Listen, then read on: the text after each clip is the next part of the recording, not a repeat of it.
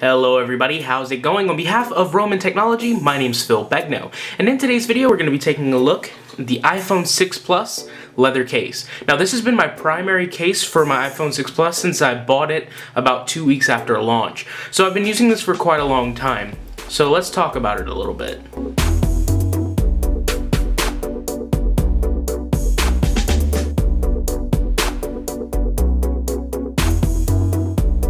So the iPhone 6 Plus leather case is available for $49 at your Apple store or at most places where iPhone cases are sold.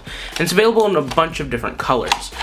If $50 is a little much for you for a case, for $10 less you can go for the silicone only variant. I decided to go with the black one, as you can see here. Inside the packaging, you just get the case. There are some instructions in here about how to install the case, but I really don't think those are too necessary. Going around the case, on the back here you have the Apple logo as well as your camera cutout. Now this isn't as easily seen on the black version, but there is a little plastic rim around the camera cutout, and that's to help reduce glare and backflash. The inside of the case is lined with this microfiber-like material, and it'll help protect your phone from scratches while in the case. Down here, we have some iPhone branding, as well as some of the normal Apple stuff that they like to write on everything. Installing the case onto the phone is quite simple. Go top first. I usually like to also go mute switch side in first, and then you just kind of snap it into place. Now going around the case, here on the right hand side, you do have your raise section for your power button. You also have similar raise sections on the left side for your volume rocker.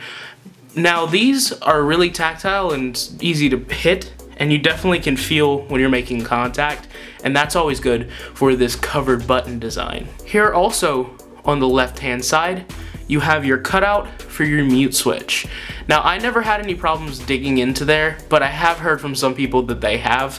It's really not that deep though, so I don't really get where those complaints are coming from. Now this is the part that I find a bit interesting. They went with this open design similar to their last generation of cases. A lot of cases that you'll buy on the market will have another piece running along this top for protection purposes, but it'll kind of deter aftermarket cables from fitting perfectly into the port. Myself personally, I rather that closed design because I feel like I get a little more protection from a front-facing drop, but I definitely do understand why they did this. This open design does leave easier access to all of the ports, as well as the speaker grill down here at the bottom. So I guess that's really more so down to personal preference. Now another thing I have to mention about this case is the little rim that it has going around the screen and how it sticks up a bit from the screen itself. This is commonly referred to as lay on the table design, and the good part about it is it allows your phone to sit face down like so without the glass of the screen directly touching whatever surface you have it put down on, and this will help against scratches and different things like that. Now I haven't tried this all very much with screen protectors, or at all even, but I would assume that it still leaves enough room to put a tempered glass screen protector on, but like I said, I really don't have much to say on that because I've never done it. Another thing that I really like about this case is the fact that it uses a nice natural leather. If you have a colored version, that means that the colors are going to pop and be very vibrant, but that's kind of secondary.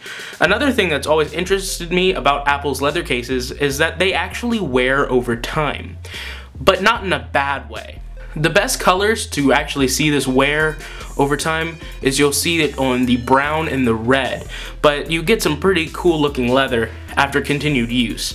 Here on the black one, like I said, I've used it for a few months now, but you can't really tell just because when black leather kind of wears down over time, it just becomes slightly more black. So there's not really something all that noticeable on this particular case. Now, my full-on opinions about this case, I really like it.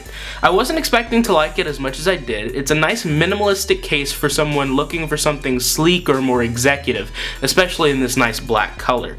But like I said, the brown and the red are my two favorite colors for this, so if you can get your hands on one of those, I'd rather it than this color. Out of 10, I'll give this thing a solid 7. And the reason why it's so low is just because it doesn't have all the protection, and like I said, this bottom part worries me a little bit as far as impact protection down on the bottom.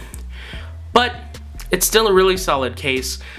I'm just not sure if I can justify the $50 price tag. On behalf of Roma Technology, I've been Phil Begno. If you've enjoyed this video, go ahead and hit the like button below. It helps me out a lot. And go ahead and subscribe for the newest content whenever I produce it. As well as follow me on Twitter down below so you'll know whenever I'm working on new projects. I'll see you guys in the next one. Peace.